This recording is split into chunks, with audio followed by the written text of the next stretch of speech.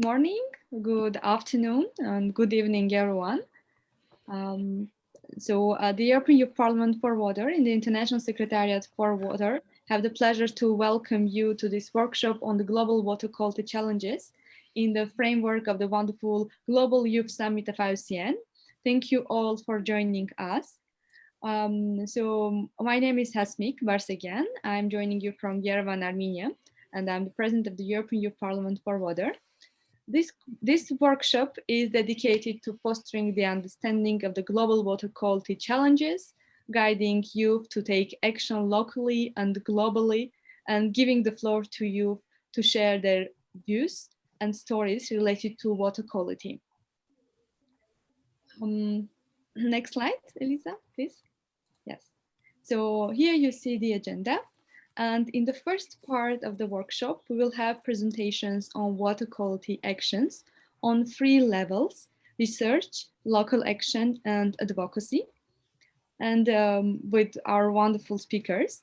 In the second part, we will go to breakout rooms for a deep dive discussion with young leaders and experts on research, again, advocacy and local actions. To which breakout session would you like to join? If you have a preferred topic or room, please update your name on Zoom, putting a letter before your name. So A for research, as you see on this slide, A for research, B for advocacy, and C for local actions.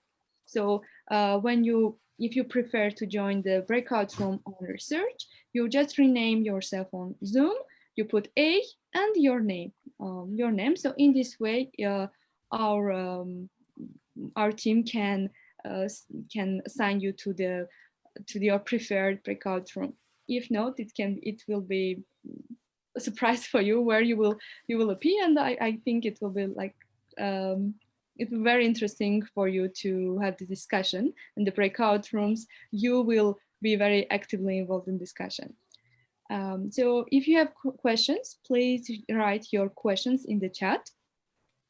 And before starting the presentations, let's take a few seconds to answer 2 questions that we have prepared for you for the quiz. And let's go to mentimeter.com, using this code.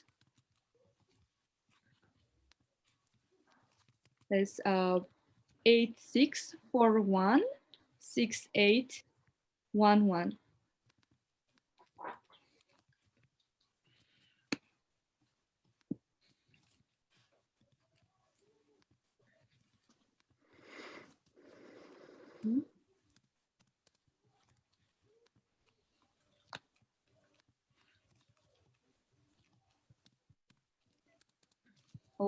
Just now we'll share the questions. Just a minute.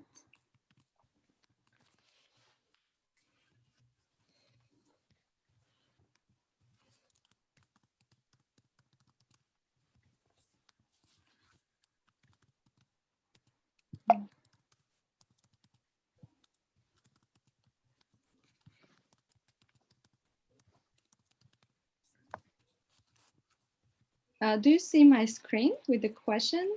Yes, super. Yes. Mm-hmm.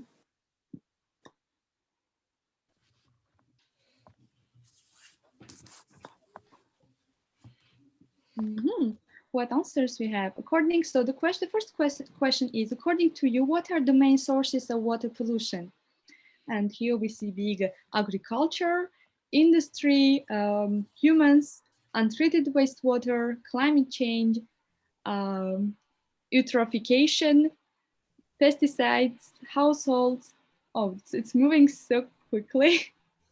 So littering, sewage treatment plants, sewage and treatment plants, yeah. Industrial enterprises, plastic. Someone else wants to participate to this short survey? Yeah, 13 people.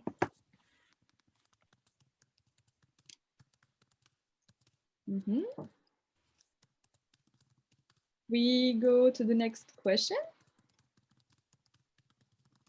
Okay, we have some more people joining.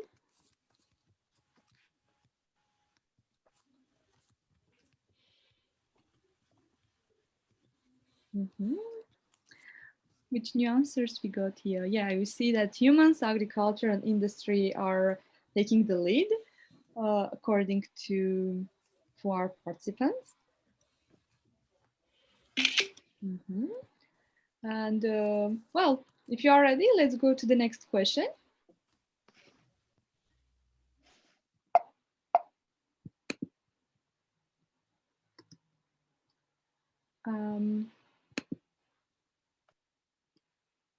Yes.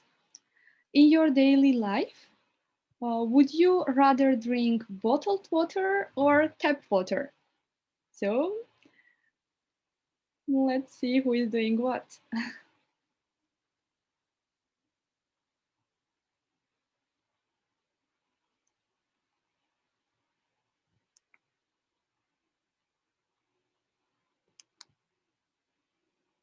Yeah, tap water.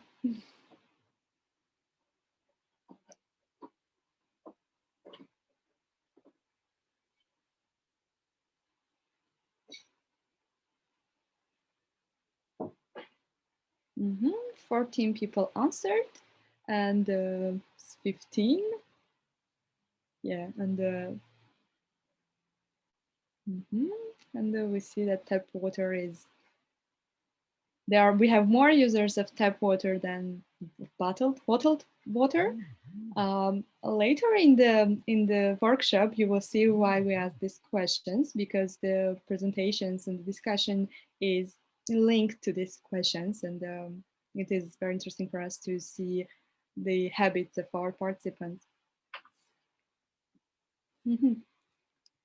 Yes. So if someone else doesn't join to this, so we can can go. Yes, we have 18 participants. Yes, and we see that the tap water is leading. Yes, good. So I'll stop now sharing my screen, and this was our first um, survey, kind of survey. It was 2 questions. So let's go to the presentations without losing a minute. And so for our first presentation, this is our guest speaker is Amrita Gautam, and she is a PhD candidate from the Technical University of Cologne, Germany. Thank you, Amrita, for joining us today. And now the floor is yours. So Amrita will present her project on water, of course, and water quality. So Amrita, the floor is yours. We can't hear you, Amrita. Yeah, now I made it on. Thank you so much, IUCN Global Youth Summit team, European Youth Parliament for Water, and International Secretariat for Water, and all participants for this wonderful opportunity and support. I'm going to present today the context of research in water quality as a doctoral candidate in Technical University of Cologne, Germany, including other universities in collaboration in Germany and Nepal, and the project leader in Drink Pani, a research-based initiative in the case study area in Nepal. Here I begin to tell the linkage between water, sanitation, water quality, public health, and how Drink Pani is trying to make a difference, tackling all challenges with local action, global impact perspective. Here, safe drinking water and sanitation facilities are essential for human civilization. We all know about the fact, but we also know that not everyone in this world are not able to receive these facilities. According to Joint Monitoring Program GMP 2017, only about 5.2 billion people use safely drinking water services in 2015, and the developing countries like Nepal is in between 26 to 50% in proportion of population using safely managed drinking water services in the same year. In addition, The same report also indicates around 2.4 billion are still using unimproved sanitation facilities, especially in the developing countries, resulting the linkage of more than 80% of illness to these issues. Next slide. And we also know how important and crucial the relation between water and public health is. In this graph in left side, it shows the proportion of population using improved source and the case of E. coli detection in the developing countries like Bangladesh, Nepal, Ghana, and Congo. Referring to the Nepal data, it explains 91% of the population has got access to improved source, and more than 70% of population has got access to improved source, but with the case of E. coli detection. This indicates the need of proper monitoring mechanism in its place. The second graph shows about 2.2 million people die from diarrhea every year, where 90% of those deaths are of children, mostly from developing countries. In the context of Nepal, about 44,000 children die every year under the age of 5 with a lack of safe drinking water and poor sanitation facilities. This is the situation. So, yeah, out of these issues mentioned here, the question came and like come often ahead. And the important question for me and my research team is, do we have regulation in drinking water monitoring mechanism? This directs, I mean, this situation, this like craving or this understanding directs to the question again, are we able to involve youth at the center of monitoring initiatives? Does it really support? And what is the suitable design for the involvement? How about data accuracy, reliability, and sustainability aspect of the model? And how about utilizing the knowledge of local women in this process? Next slide. Here, it shows the case study area, Pokhara Metropolitan City in Nepal.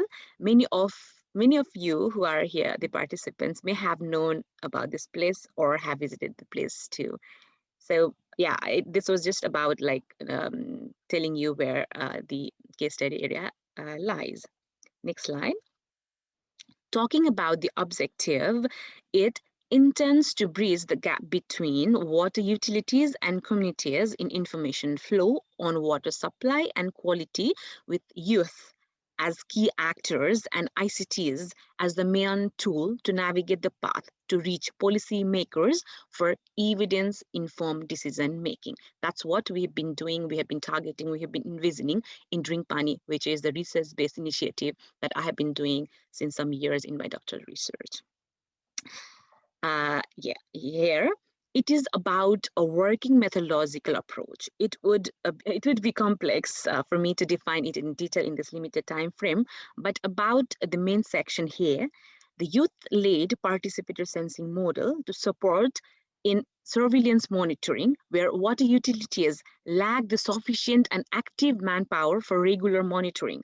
Though given with tools and equipment to test and share water supply, sanitation, water monitoring data for effective communication flow, which is not happening at all in the ground. And this is not only involving youth for data collection, but at the same time, we are trying to capacitate youth so that they can be efficient volunteers in water sector for the time being, and actually they can capacitate themselves to be a future leader who can take place in policy making different frameworks, so that they can actually understand and will be capable of important decisions in the process. So with a few years of background research, conceptual planning, and iterative methods, we've launched our own mobile app and website called Drink Pani in April 2020, almost a year now. So yeah, here we always tell, and we know that water works in the first line of defense to drive healthy living, and Drink Pani believes in shaping digital water future. And to the next slide, this is just about some impressions on field activities where different stakeholders are acting in the ground.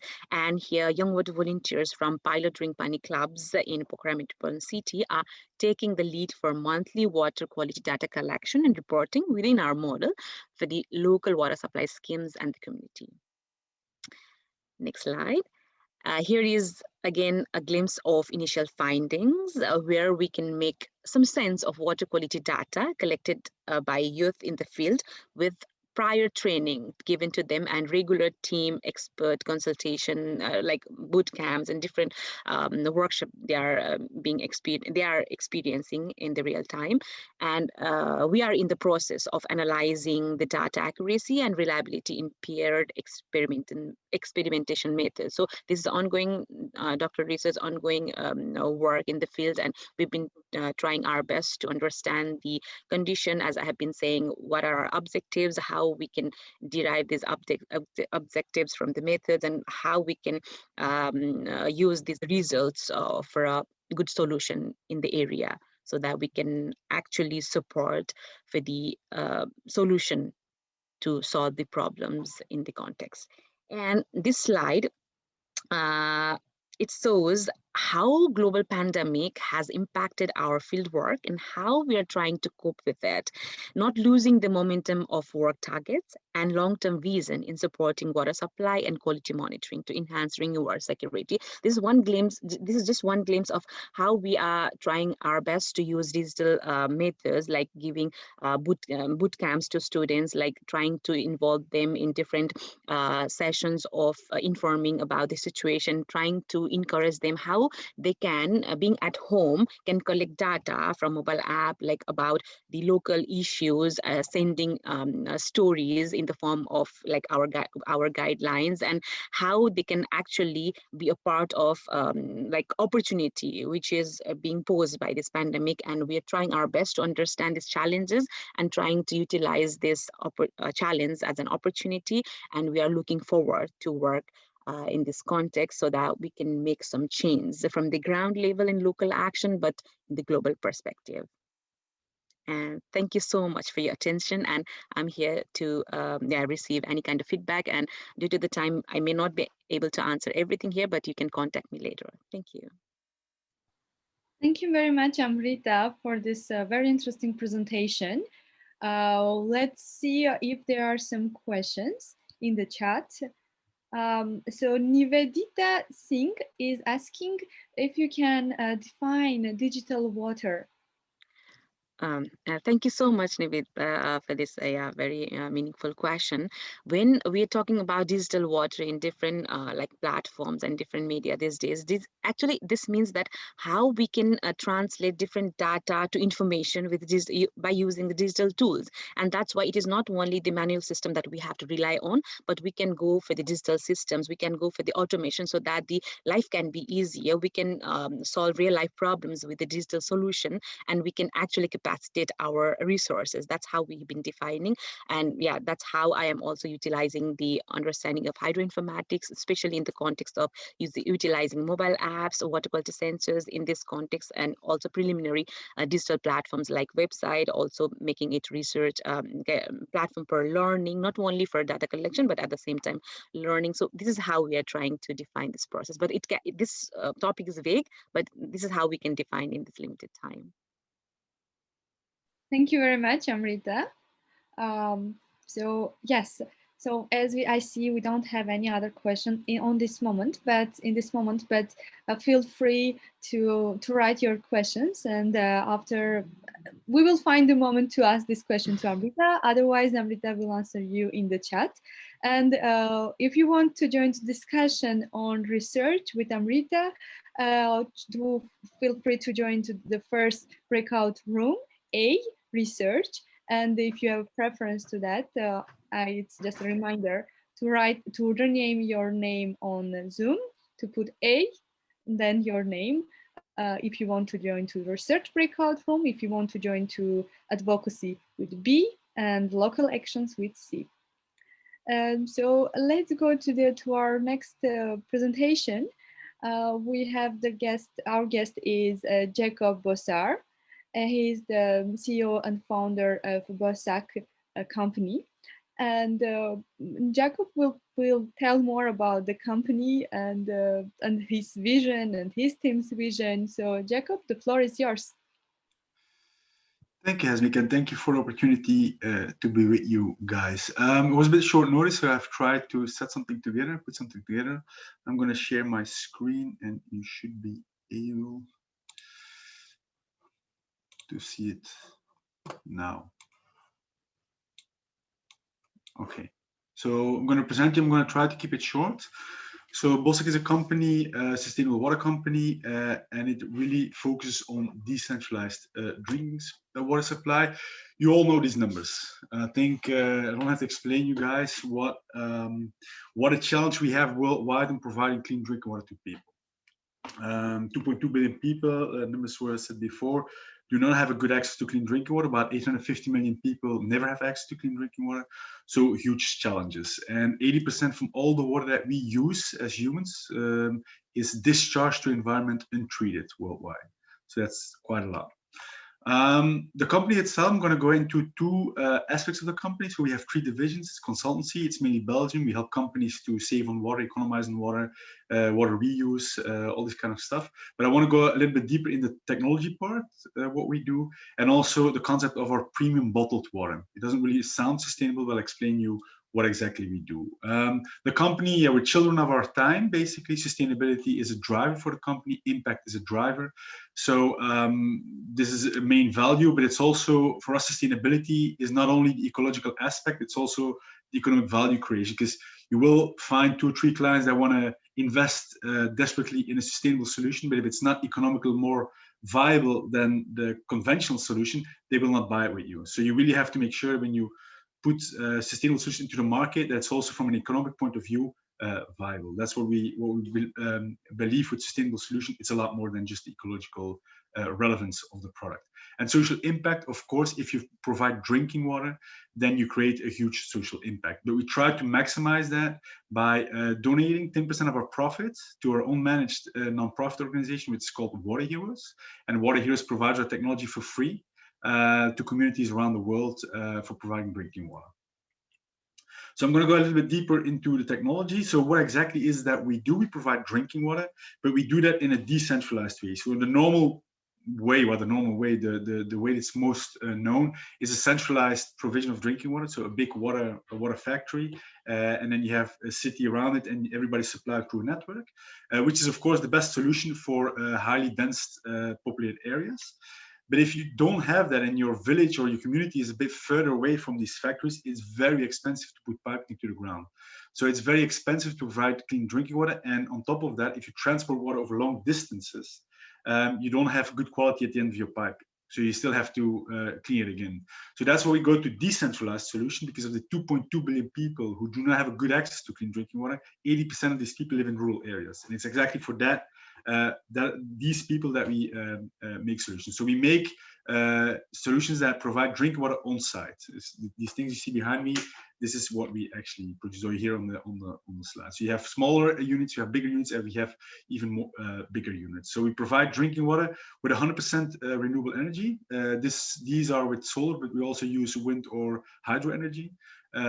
For provision of drinking water. All the systems are connected to the internet, so IoT is part of it. Also in the middle of the jungle, anywhere in the world. If there is no cell phone coverage, we do it with satellites. So make sure that we're always in connection. That's also to guarantee quality of the water, to guarantee operation, and to make sure that if there is a breakdown, we can detect it immediately and we can send our local partner, because we always work with local partners, to an installation to amend the issue. So the approach is for governments. We work mainly for governments. So 85% of our turnover is government related. We do bigger projects, 5 million euro and up. That's the goal. And that's to make sure that we have a centralized approach for decentralized drinking water supply. So mainly we provide a region of decentralized drinking water to make sure that everything can be centralized from an operation point of view, but also from a maintenance point of view, which is a big issue, especially in remote areas in developing countries, and also from a spare part point of view. Because if you only have one installation and you have to provide spare parts, you basically have to buy 2 installations. But if you have 100 installations, you just the amount of spare parts you have to buy in comparison to the system that you have installed is a lot cheaper, and that's the reason why we do bigger projects. Also, a big part of what we do is technology transfer to make sure that people on site, so not our engineers, but the engineers in the country we work with, understand what they have to do and can maintain themselves. So we're not needed anymore.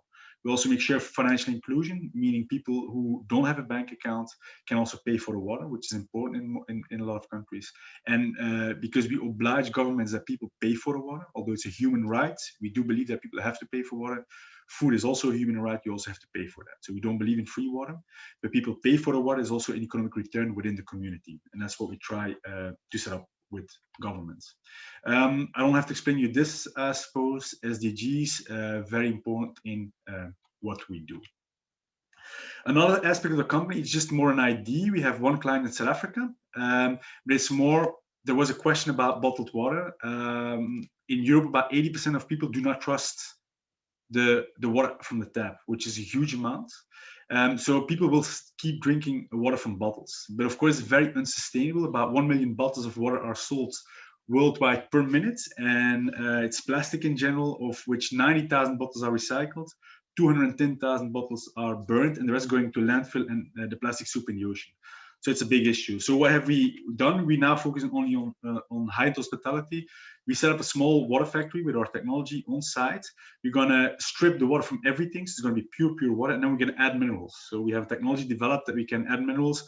We can add magnesium, calcium, depending if there's a sport or a child, a pregnant woman. So we can really alter the taste, alter the mineral content of the water.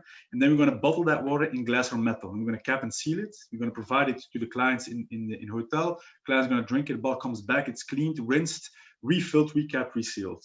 But the big advantage from that is that you don't have any logistics anymore. So the CO2 footprint is completely gone. But also the cost of bottled water, 40% is logistics, is also gone. So you have a very sustainable product. It's obviously also nice marketed. You also see on the bottle that we provide a high-end product, but very sustainable background. And that's what we trying to set up now. We've done like we did the first test in Tomorrowland. I suppose you guys know Tomorrowland. It's a big, huge dance festival, and it was very successful. And that's why we said, okay, if people like the idea, we should explore this more. And now we have one client in South Africa. It's a 5-year contract where we provide this water on site, and this is how it looks like. Water Heroes, like I said, 10% of our profits go to Water Heroes. It's also funded by but not by government, but by industry. So the nonprofit is not funded by government, because again, that's not a sustainable way of funding nonprofit. We believe that nonprofit should be funded by industry, where the money is generated, and not from that we rely on government funding. And then we come to the aspect of quality. My career, I'm a chemical engineer from education, but my career actually started at this station in Antarctica. This is the Belgian research station, and I had to make sure that drinking water was available for the people, but also the water that we used at the station was recycled. But you understand, from a quality point of view, it's very important that your quality is always maintained at the same level. And it was quite a challenge, because if you work remote, you can't go to a shop if something breaks down. So it's quite challenging, and it was the first time I really got in contact with how to make sure that your quality is preserved, and it was quite a challenge, to be honest. There was a lot of times that we, especially in the beginning, that we had to shut down the system to make sure that at all time people drank and used safe water. These are some projects that we started with, because we're a startup. We started 3.5 years ago. On the left corner, you see our first system, or MVP, minimal viable product, that we displayed or showcased in Rwanda. But it's very, very, very strange, because if you want to operate in Rwanda, you have to go to the government and you have to get a certificate. So the first thing was I had to take a sample of the water, which was a bit strange, because why would I take a sample for checking the water? If I would have evil intention, I would just take a bottled water. I'm 100% sure it's drinkable, go to the lab and let it test it. So that was the first thing. I had to take the sample myself. I went to the laboratory of the National Water Company. I got there and I asked them, can you test this? Because we need a certificate for making sure that we can provide this water to the Rwandese people. And then she came with a paper and she asked me, can you fill out what you have to test? And I said, no, you have to tell me what should be tested. But she didn't know. So it's I was actually the one who had to say what kind of quality the water should be to make sure that the people could drink from the water. And 2 days later, I got a certificate. This water is good for the people of Rwanda. It doesn't make any sense, because I was deciding what was on the paper. So it already starts there. It's not because they don't want, it's just because they don't have the knowledge. So it's also an important aspect. These 2.2 billion people without having good access to drinking water, it's not because they don't want, it's just because they don't know. That was a first thing. But in all the projects we've done, quality is always a main driver of projects. For example, on the left corner, you see here a system that purified toilet water and wastewater up to bottled drinking water. Of course, if you want to do a project like that, it's not for commercial use. It was more a demonstration project in cooperation with the European Union. But we really worked with the Federal Food Agency in Belgium and the Flemish Environmental Institution to make sure that we could provide this and that the quality is at all time monitored. We had to show how we did that. And this is also the biggest fear of these organizations, of these agencies, that the quality would not be up to standard. And there was a huge effort we had to do to make sure that we could provide drinking water at all time 100% safe. And in all projects we do, we work quite a lot with the National Drinking Water Company in Belgium. We have to provide a security mechanism to make sure that the quality of water is always at the highest level. It's super important in any project we do. If you work in Suriname, this is one of the biggest projects we have. We provide there 12% of the inland with drinking water assistance. Then there are three entities that check the quality of water. That's the Ministry of Health, for obvious reasons, the Ministry of Natural Resources, because they are responsible for drinking water supply to the population in the inland of Suriname, and also the National Water Company. All these three different ministries, they check the water with different laboratories, with different people, to make sure the quality is at a good standard. So the effort that we do to make sure that the water quality is 100% is quite intense, which is also normal. The same for La Luca, the resort that we serve in South Africa with bottled drinking water. Also there, quality is a huge aspect of provision of drinking water. People don't trust it if you don't make sure that you have drinking quality at 100% at all time. And of course, how do you do that? It's technology is a main driver to make sure that you can provide this quality.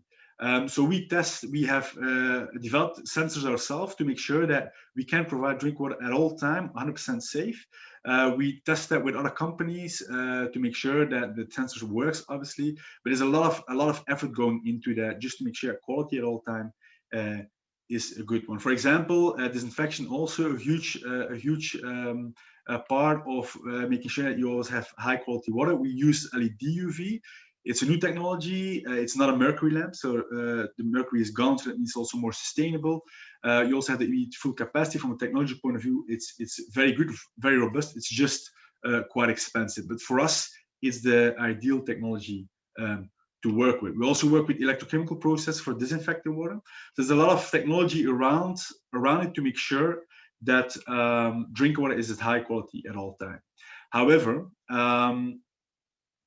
I think the forum presentation also pointed out, Amrita said it as well, it's also about awareness. There is no point providing a huge amount of technology if people are not aware of how important the quality of the water they drink is for them. In general, people know, but still you have to make them aware in how important it is to maintain the system to make sure that at all time you have high quality drinking water. And that's the point I want to make.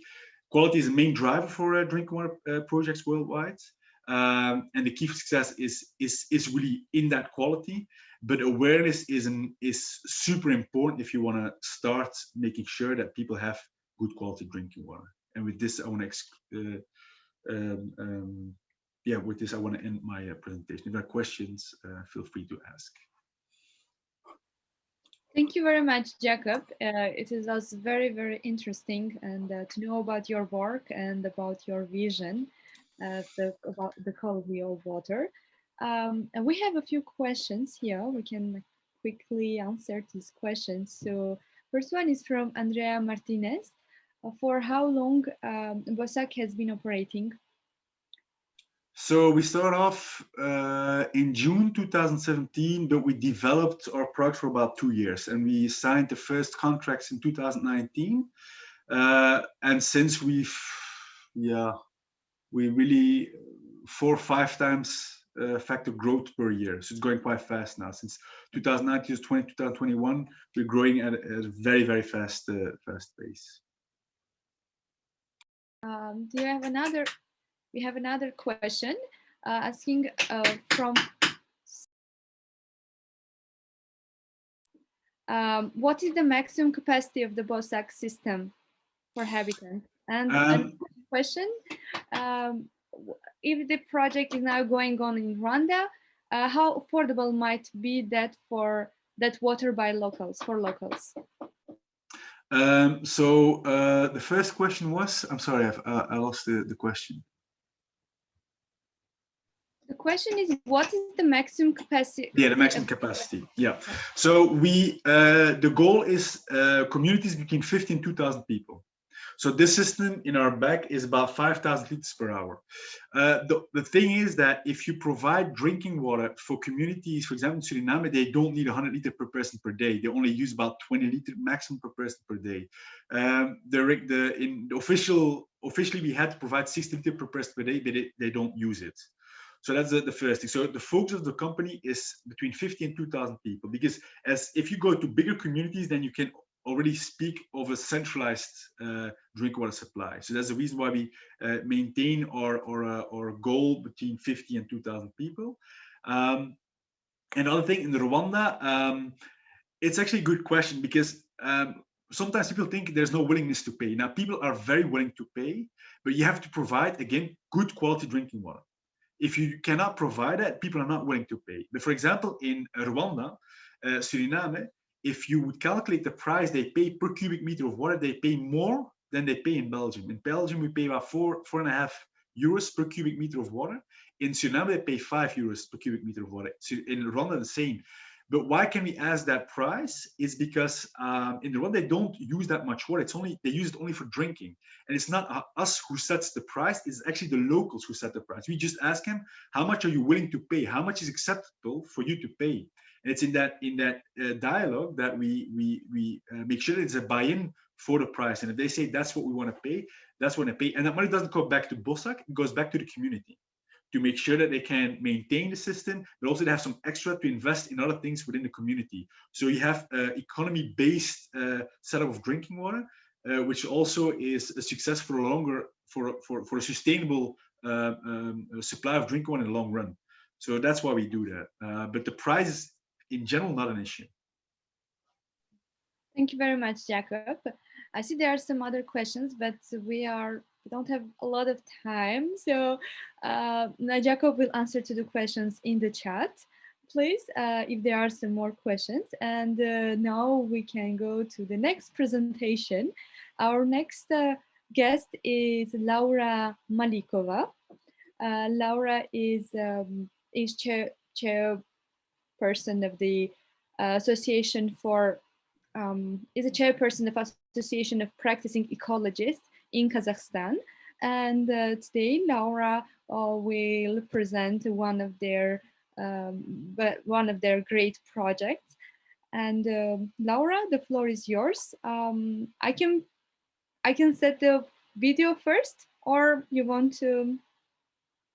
I put the video. Yes. Good day, good morning, and good evening to everyone. Thank you for your invitation. Hasmik, if you could show the video, please. I think we need to turn off our audio, so the voice will be on the video. Yes, let's go. Water is the primary building block of cells. Up to 60% of human body consists of water. According to the data of the Ministry of Industry and Infrastructural Development, 92% of the population in Kazakhstan has an access to the centralized system of water supply. Even so, in cities, we do have an access to centralized system, centralized drinking water supply system. The quality of the water of this water is not satisfactory in order to drink it due to the smell and some tastes. So we have to install some equipment in order to treat this water.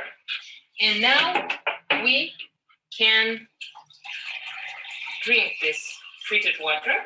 There are 3 steps, and the color and smell and taste of this water is much better. So the problem is that in Kazakhstan, the drinking water quality standards are quite weak compared with the OECD countries. And within these projects, we have several components. Thank you. So which components So- do we have, Laura? So Laura is yours. Thank you. Oi, can I get a right to demonstrate my screen? It says here that I do not have that right. 2 seconds. Elisa will save us. Yep. Yes, you have the rights, all the rights. Okay, thank you.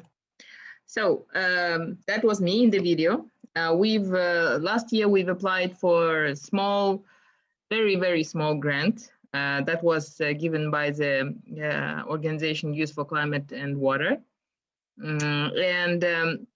According to this project, we've first of all we've collected data on the access to drinking water all over Kazakhstan. We've put it in the map, on the map, and then we analyzed drinking water quality standards in Kazakhstan, and we analyzed drinking water quality standards in the EU and Sweden. Because as we know, Sweden is considered to be the country where the quality of the tap water is the best. So, and then we also analyzed water quality standards when it comes to the quality of the water in the rivers and lakes in Central Asian countries. Because the quality of the drinking water also depends on the quality of these waters in the rivers and lakes. So, and then since we have shared water use, the aim of the project was to unify these water quality standards in Central Asia. Today, I will tell about the drinking water part only. So first of all, I just want to give some quick information about our organization. I represent Association of Practicing Ecologists. This organization was established in 2018, and we gather around 300 practicing and professional ecologists all over the country. And we are involved in capacity building projects. So we prepare trainings for professional ecologists.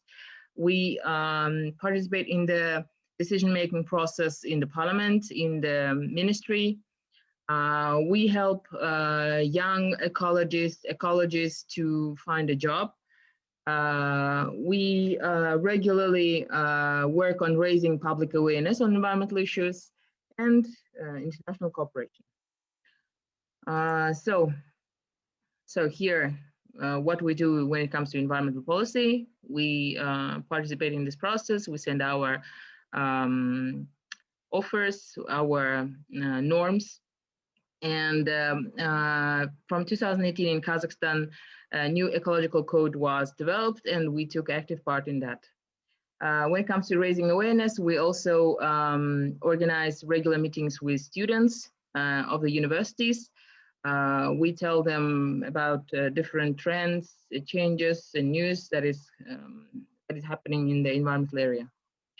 So when it comes to this grant, the task was, our idea was to assess the access to safe drinking water in Kazakhstan. In order to do this, we've collected data from the sanitary governmental organizations that are responsible for monitoring of the quality of the drinking water. And then we've reached local authorities in order to collect information. Also, we had a questionnaire for local people, because sometimes we do have some data that is not accurate, let's say. That's why we also collected data from the population. Since this was in 2020, during the pandemic, we couldn't go to these villages, so everything was done online and using social media. And we have this map. On this map, with red color, shown those settlements where there is no connection, no centralized drinking water system at all. With yellow colors, shown those settlements where population have like partly access to the centralized drinking water system. And blue ones show the settlements where population have total, like full access to centralized drinking water system. So here it's important to mention that in some settlements, even though population do have access to drinking water, they do not use water from this centralized system because due to the technical condition of pipes, the water, the quality of the water might not be good enough. So sometimes some people in the settlements, especially in villages, in rural areas, they do have their own sources of drinking water other than centralized drinking water system. So the next slide. So here we can see the quality of the drinking water in different regions of Kazakhstan. We've collected this data from the regional departments of the Ministry of Health. They conduct regular analysis when it comes to the drinking water quality. And here we see that in Pavlodar region, the quality of the drinking water was, let's say, the worst. So they've taken 2,184 samples of drinking water, and 442 of them, they didn't comply with the national standards. So this is just some examples. So I can just show you on the website. So just so it will be more maybe clear. So if you go to our website, EcoUnion EZ, you can see these are the settlements where population do not have access to centralized water, drinking water system at all. So here the name, what are the number of people living in the settlements. So the next, we can see what kind of settlements do have partly access to centralized drinking water system. And this one is the settlements where population do have full access to centralized drinking water system. So here we can see the quality of the drinking water based on the analysis of the drinking water for microbes. So we see that in Pavlodar region, the quality was the worst, let's say, and these regions, Atrau, Aktobe, Karaganda, they were better. When it comes to the chemicals, also we see that in Akmola, in Pavlodar regions, the quality of the drinking water was not satisfactory. So this might be due to the reason that in Pavlodar region, for example, we do have some industrial enterprises, and they let's say, make their own part in polluting water sources. And we know that these water bodies, they are connected with the quality of the drinking water. So this was about the map. Oh, sorry, I have to share with you the presentation. So this was about the map. And the next, we've also compared the drinking water quality standards in Kazakhstan and in the EU. So we've made this kind of table, so it will be more understandable. We see here different names of these microbiological indicators. And we see that most of these microbiological indicators, they are not standardized in Kazakhstan, for example, not standardized in EU, but some are standardized in Sweden. So also when it comes to chemical indicators, we see here that, for example, aluminum, chlorine, fully active, magnesium, they are not standardized, for example, in Kazakhstan, but they are standardized in Sweden. When it comes to the maximum permissible concentration of aluminum, we see that in Kazakhstan, this amount is 5 times higher. So next. Also, when it comes to iron, we have higher maximum permissible concentrations compared with the EU directive and with Sweden. When it comes to sulfates, chlorides, manganese, arsenic, nickel, lead. So this table shows that we need to improve our drinking water quality standards in Kazakhstan. And we've sent official letter to the Ministry of Health with a proposal, with an offer that we need to review our drinking water quality standards in Kazakhstan. So you can see this report on our website in details in Eco Union KZ, and this is our contacts. Thank you. Thank you very much, Laura. That's very, very interesting, and to know about the work of your organization and about your project.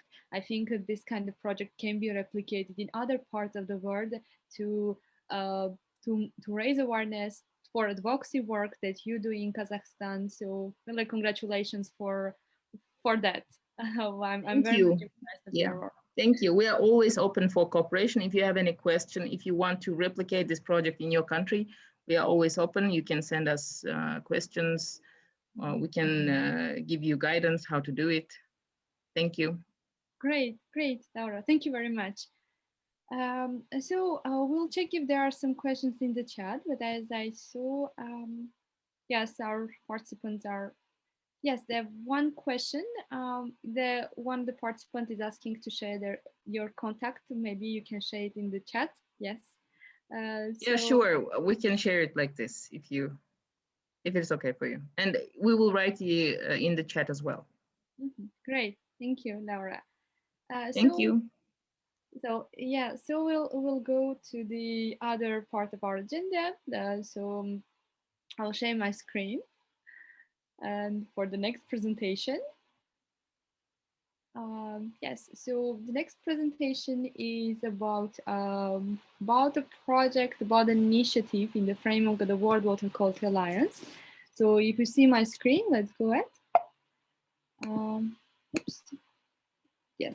So what is the World Water Quality Alliance?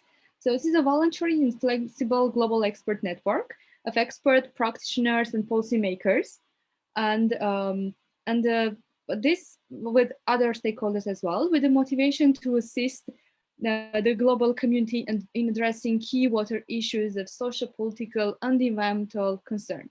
The alliance was launched in September 2019 by the UN Environment Programme, UNEP, and the Joint Research Center of the European Commission. It is supported by Swiss Confederation and other actors and organizations.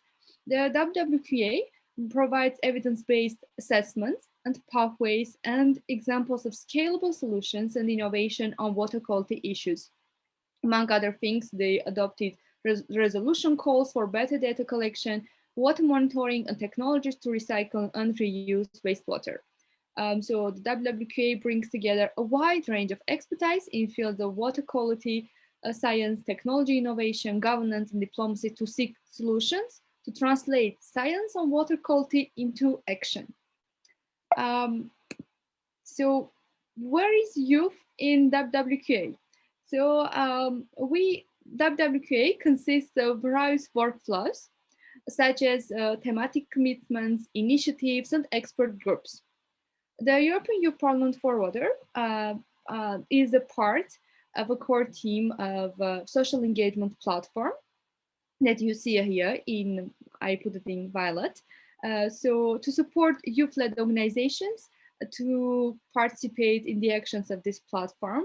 And lately I will tell you what are these actions. And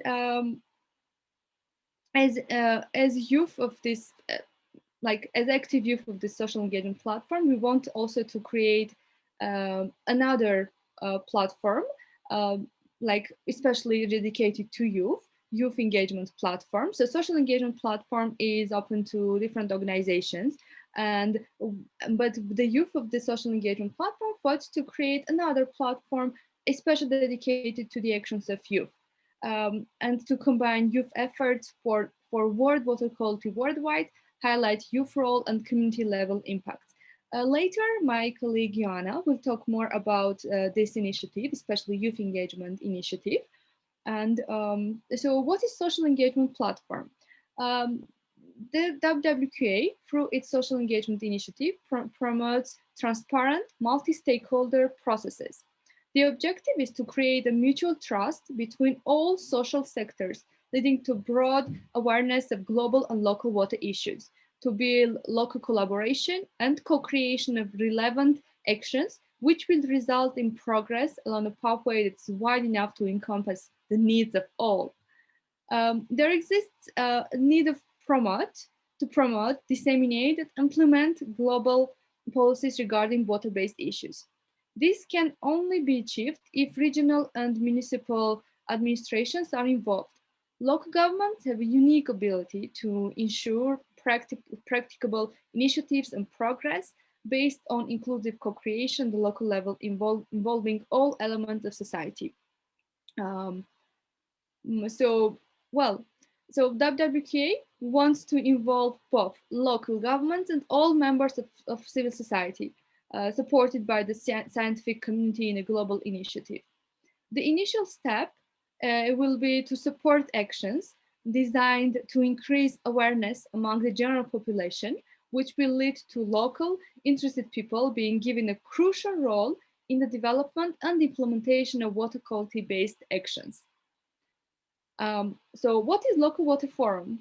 Local Water Forum is a group of people from your village, town, or city who want to participate in actions which will contribute to solving water-related problems. The local group of interested citizens work together with the municipal administration to identify local water-based issues, raise awareness concerning the importance of water, and co-create viable solutions.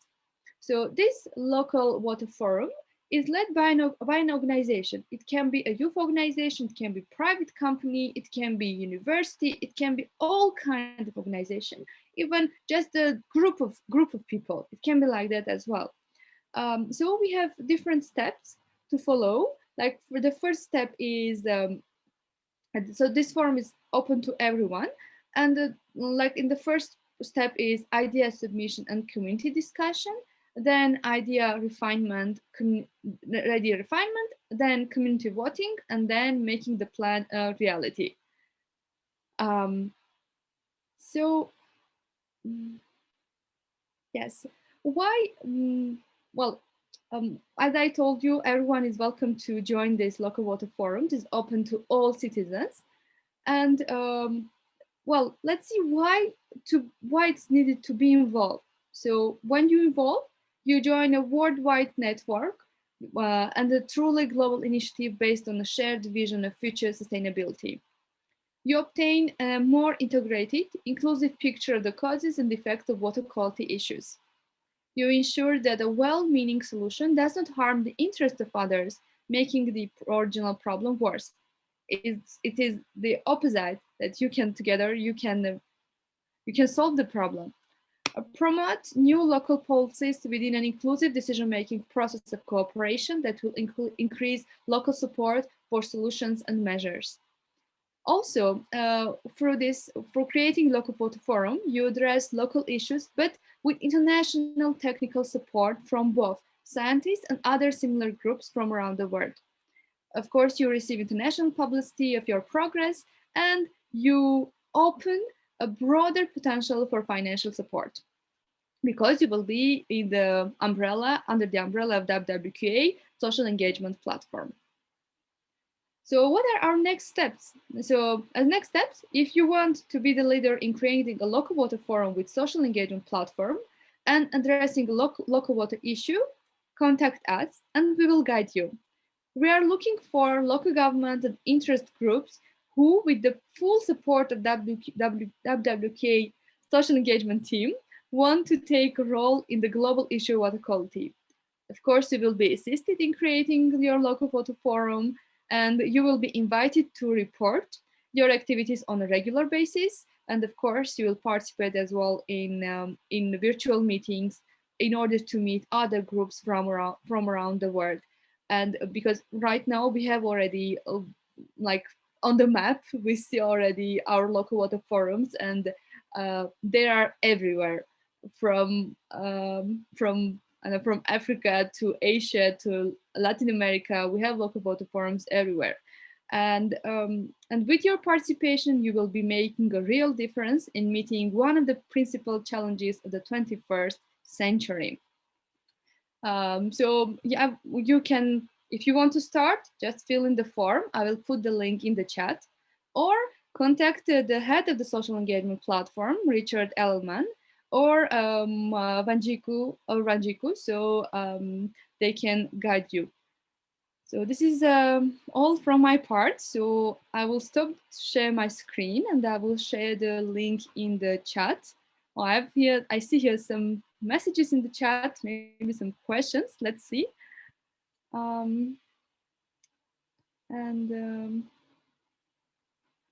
Yes. So well, I will put the link in the chat, and I will, as we are running a little bit of time, so I will answer to the questions of the chat in the chat. And now I invite my colleague Ioana Dobrescu, who is project manager of in Wet Skills Foundation. She will present the other initiative that we created together, that we want to create together under the WWQA, this Youth Engagement Initiative. So Ioana, the floor is yours. Thanks, Hasmik, and hi, everyone. I hope you still have some energy to listen to a final presentation before we go to the breakout rooms.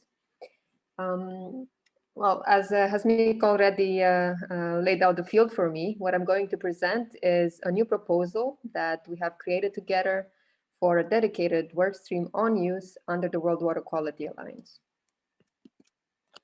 Now, first, why is a separate workstream on use needed under the World Water Quality Alliance? Well, the alliance is in fact a result of one of the reports, one of the UN World Water Development reports on water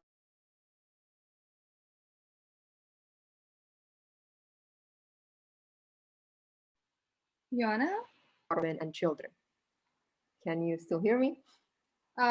We missed a few words, I guess.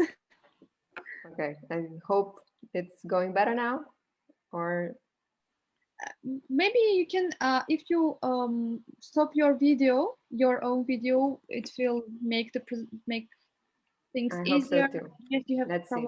connection. Yes. Is it working?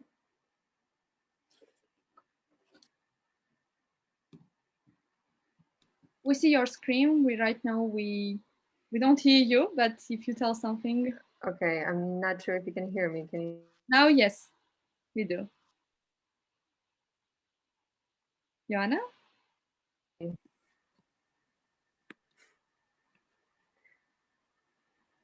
Can you hear me? Yes, we can. Okay. I think my screen is a bit frozen. I hope it will go back to normal.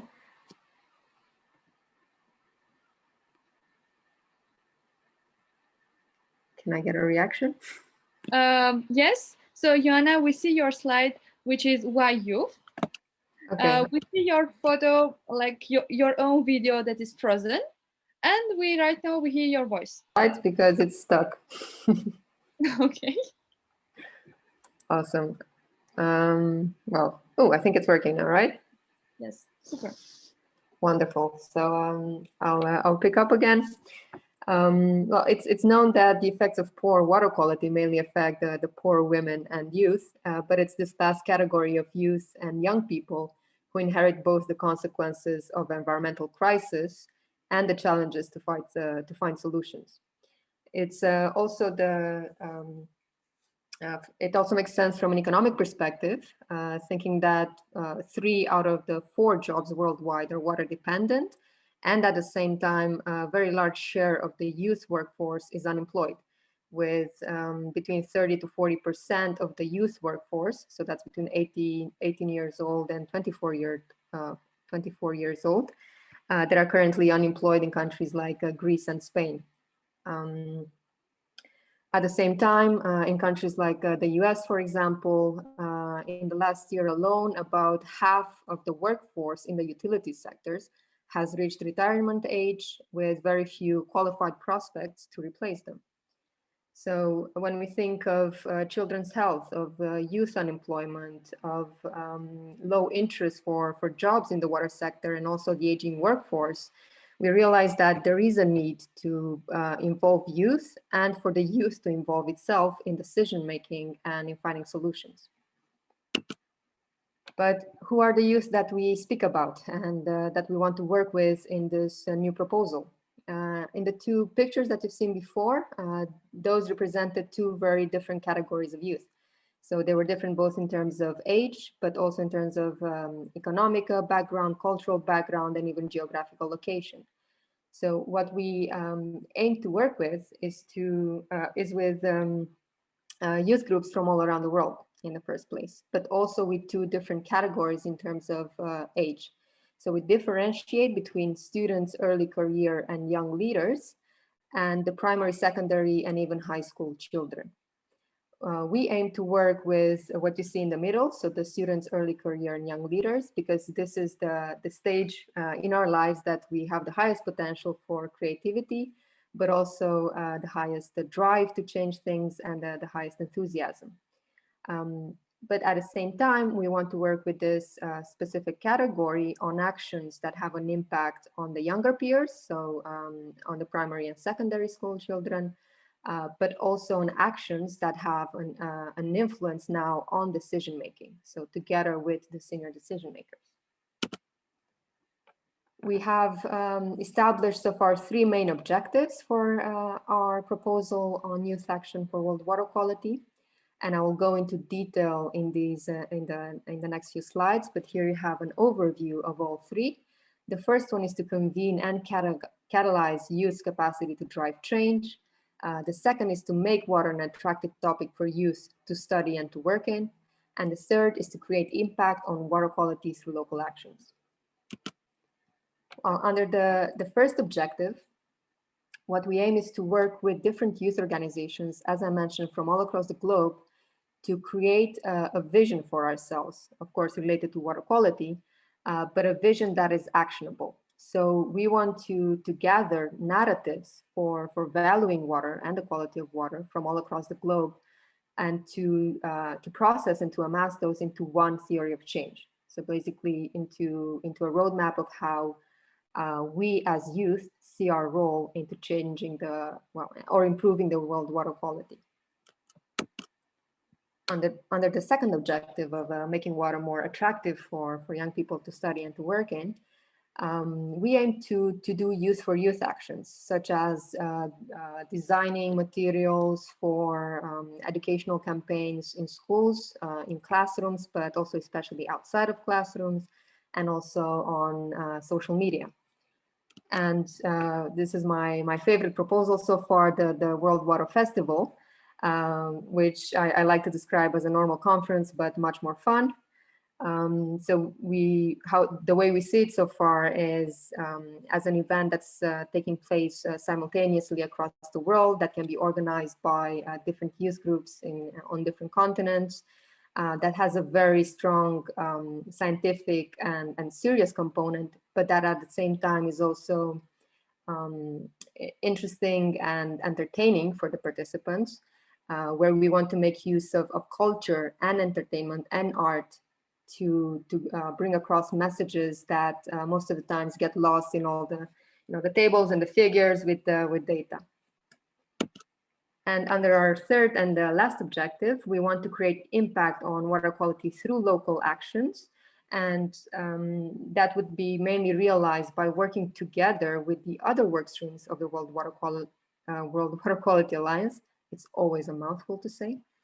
But in all the other work streams, of course, we have research institutes, we have public organizations and non-governmental organizations. We also have private sector organizations working together, either on gathering data for water quality, finding solutions, and we aim to give an input from the youth perspective, hopefully in each of these work streams. But also to catalyze the different youth organizations across the world to come up with their own designed and organized community actions. And you can think here, of anything from youth citizen science to cleanup actions. Well, in terms of next steps, this proposal that I have just presented, in fact, is still being assessed, and we hope to hear back on the positive note towards the end of this month. But we aim to dedicate the first coming months on consolidating the group of organizations that want to get involved in this initiative, and also a wider engagement network. And then jointly refine this action plan that I've just presented. Of course, by the end of the year, we also hope to have at least a draft proposal for the World Water Festival, which we hope to see either in the coming year or in the coming 2 years. Well, we've already mentioned that myself and Hasmik are the principal investigators proposed for this new youth action. But besides the WestSkills Foundation and the European Youth Parliament for Water, we also have support from our advisory partners, SDC and UNEP, and have already received expressions of support and interest to get involved from several youth organizations, which you see here in the logos. And we also want to extend the invitation to those who are participating today to join us. And not just in the proposal that I've just mentioned, but also in the breakout room, so we can chat a bit further. And thank you for your attention. I hope you could hear me and I didn't talk by myself. Thank you very much, Joanna. Oh, I guess everyone heard you, and it was very interesting to follow. Yeah, thank you very much, Joanna. So if you want to continue the conversation on local actions and to brainstorm and and to have discussion on this topic, so join the local the breakout room C. So for technical reasons, if you want to join to specific breakout room, just please change your name and on Zoom, so our team can see it and assign you to that specific breakout room. I guess we need some energizing thing now, so we can have a quiz. So we have prepared an interesting quiz for you with a few questions. So I will share my screen, and just a minute. You can go already to menti.com, and right now I will tell you the code. I guess it's here. So I hope you don't see it.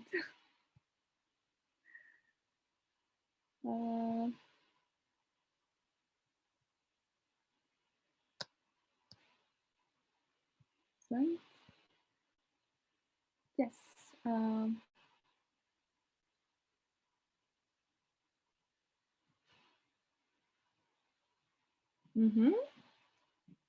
We have already 7 people joining the quiz. I like the avatars.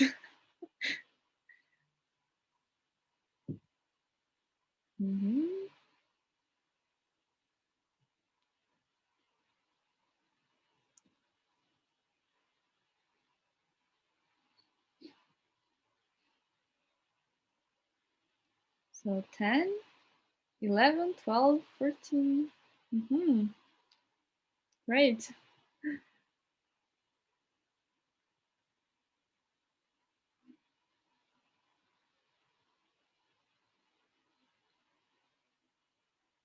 So we start. We have 15 people. Hey, others don't want to join? Come on. We have around 40 people in the chat in this presentation. The code is in the chat in case you want to just copy paste it. Yes, yes. Thank you, Anne-Catherine. Wait a few more seconds and we start.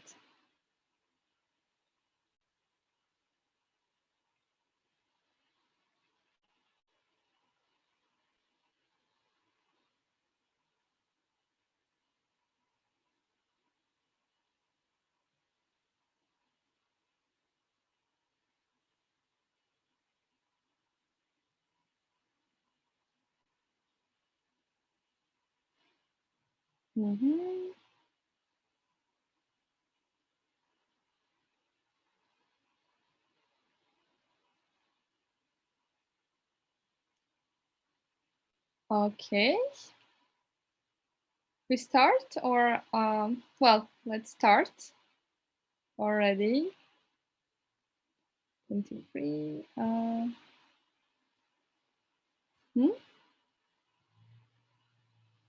Okay, let's start. So the first question, start countdown. You will have 15 seconds to answer to each question.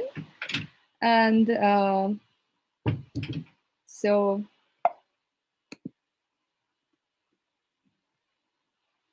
answer fast to get more points.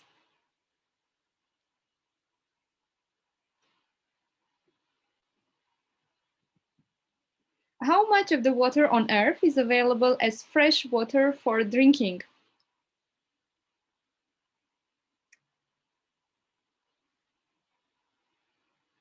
Oh. Great. So I'm happy to say that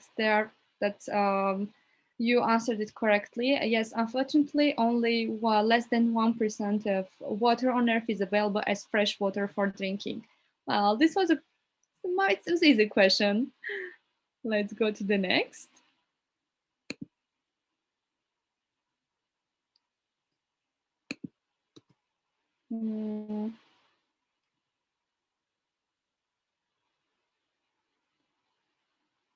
We see the scoring. Yes.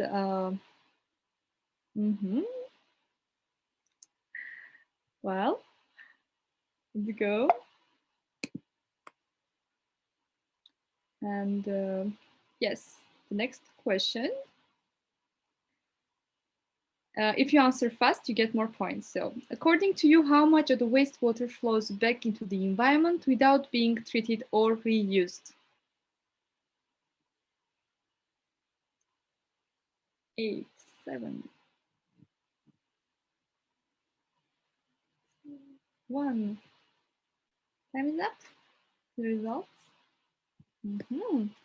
Yes, it's correct. So it is around 80% of the wastewater unfortunately goes back to the environment without being treated or reused.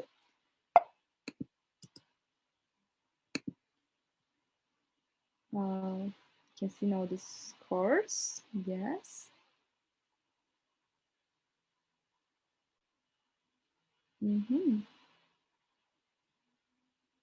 Now we have Ramin, Salva, and Andy who are leading. I'm so slow. You're coming? Ah, yes, Joanna. I'm so slow. Yes. My computer. Yeah. The next question. Question 3. The single most important consideration about any drinking water supply is its freedom from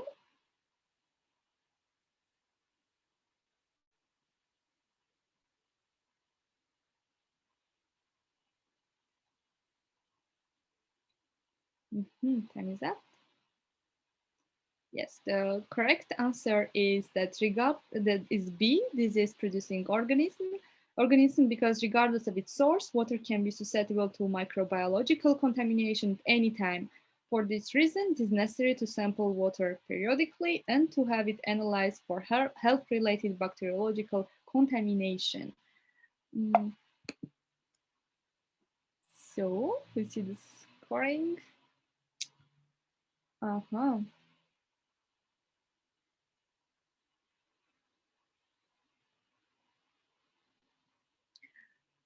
We have again Andy, Nivedita, and Salva. The first three.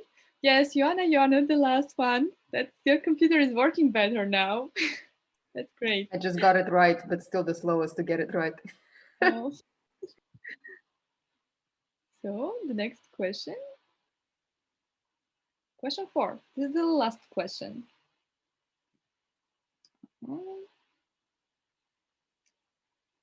Water that has moved underground has underground natural filtration. Therefore, its purity is guaranteed.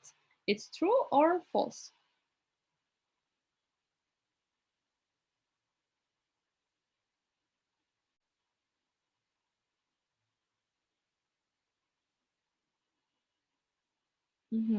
Actually, it is false.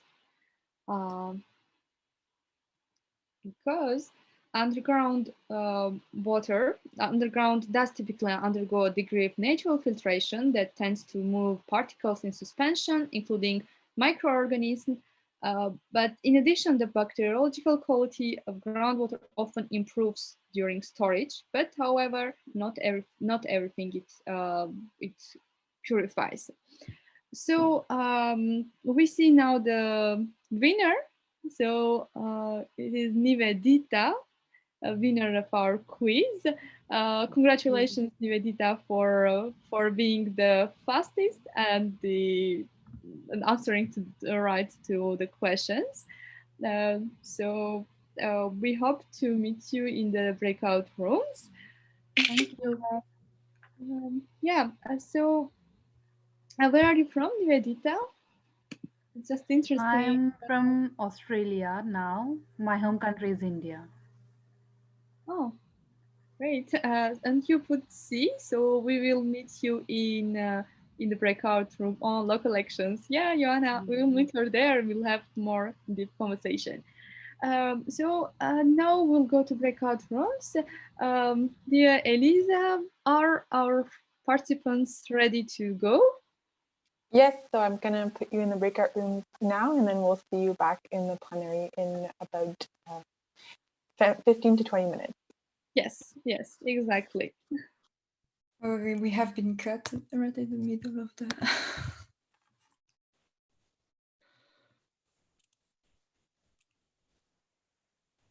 I'm sorry, Laura. I'm sorry.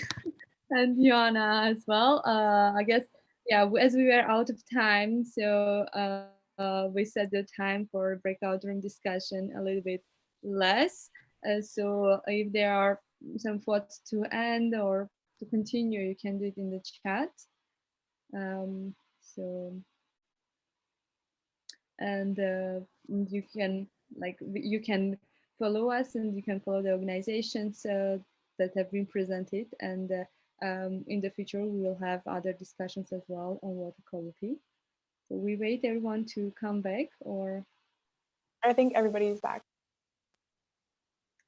Okay, so we can do Sama before going. So Elisa, you are here, and you are leading the session on research, even though it was short. But what were the takeaways of the breakout room? Yeah, we had quite a small group, but it was a really interesting discussion. I think we discussed mostly about how can the research projects that are being done can really influence local action led by youth. I think some of barriers that were mentioned Amrita mentioned that in her work, some of the barriers that she's witnessed is trying to see how can we value the work that's being done by youth to give them all of the recognition and the self-confidence and the self-empowerment that they need to pursue and to be motivated to pursue their work in the water area. So I think that's the main takeaways of our group, I would say. Thank you, Elisa. And Anne-Catherine was the moderator of the breakout room 2 on advocacy with Laura. Yeah, so we spoke a little bit about youth involvement, in youth advocacy for water quality, and we had the chance to learn a little bit more about the work of Laura at the political level. So she highlighted the 3 main steps to conduct a good youth advocacy action. First one being increasing the number of supporters, organizing trainings, meetings, etc. Second one being like increasing the temperature, if we can say, with involving the media, and the third step being like increasing the pressure, so being very active in this work. And we also spoke a little bit about the key stakeholders to involve in these advocacy processes, so involving activists, journalists, governmental bodies, researchers, and of course the new generations. So I think that was it for this group. Thank you very much, Anne-Catherine. Joanna, with Joanna, I was in the group C, so yeah, we didn't have so much time as was planned, but with some takeaways, Joanna. And we can continue the discussion, I'm sure, on another platform, on another occasion session. I was just leaving my contact details in the chat because we used our time mainly to get to know each other and to get to know the backgrounds of those in the room. You've noticed we had people from all over the world, from Mexico to India to Australia to China to Kenya to Ghana, quite a very broad representation. Each of them working on very different topics and initiatives, from startups to NGOs, to students doing their PhD. And we've discussed a bit about the water quality challenges that they're facing across the world. And I think what we did was just to start a conversation, and I would really like to continue on that. So please feel free to connect on LinkedIn or to send me an email, and I will love to get in touch with you to continue the conversation. Yes. Thank you very much, Joanna, as well. So final thoughts. Maybe everyone wants to say feedback or wants to share thoughts, because we have still 1 to 2 more minutes. So feel free to take the floor. Anyone? Elisa? Yeah, Elisa raised her hand. Yes. I maybe just wanted to add really quickly, we will be holding another session next week on local action related to water as well. So if ever you guys want to continue the discussion regarding more local action, I invite you to join us. It will be on Thursday of next week. And as well, if ever you guys are interested in pursuing your water journey and connecting with more youth across the world that are very engaged in different aspects of whether it be research, local action, or advocacy, or all of those really interesting areas, I would invite you to become a member of the World Youth Parliament for Water. So maybe, or the European Youth Parliament for Water, all these amazing chapters that are doing amazing work regionally and locally. So I'll just drop the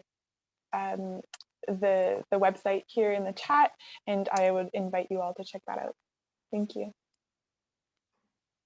Yeah, thank you very much, Elisa. And thank you very much, everyone, for being with us this evening and this afternoon.